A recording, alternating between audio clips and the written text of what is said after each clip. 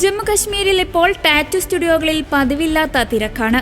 Tattoo കുത്തുന്നവരെക്കാൾ tattoo എങ്ങനെ മായ്ക്കാമെന്ന് അന്വേഷിച്ചു വരുന്നവർ.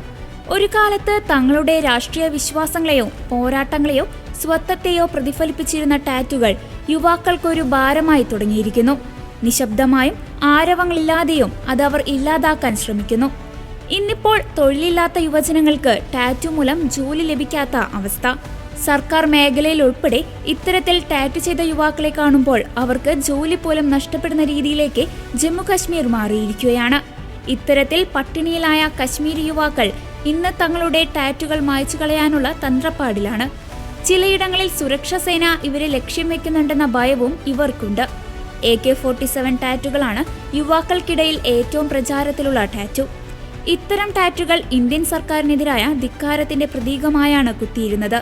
എന്നാലിപ്പോൾ ഇന്ത്യ പാക് സംഘർഷം വർദ്ധിച്ചതോടെ കർശനമായ നടപടികളും സൂക്ഷ്മ പരിശോധനയുടെയും ഭയത്താൽ ആയിരക്കണക്കിന് ആളുകൾ അവ മായ്ച്ചു കളയുന്നു.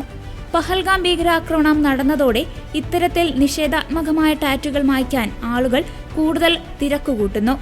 അതേസമയം ശ്രീനഗറിൽ താമസിക്കുന്ന അനസ് മിറി എന്നൊരാൾ ആസാദി എന്നെഴുതി വാളിന്റെ പച്ച കുത്തിയിരുന്നു. ഏതാനും ആഴ്ചകൾക്ക് മുമ്പ് അദ്ദേഹം അത് നീക്കം ചെയ്തു. എന്തിനാണ് ടാറ്റുകൾ നീക്കം ചെയ്യുന്നതെന്ന് ആരും വ്യക്തമായി പറയുന്നില്ല. എന്റെ കുടുംബത്തിന്റെ സമ്മർദ്ദം കാരണം മാത്രമാണ് ഞാൻ എന്റേത് നീക്കം ചെയ്തത് എന്നാണ് അയാൾ പറഞ്ഞത്.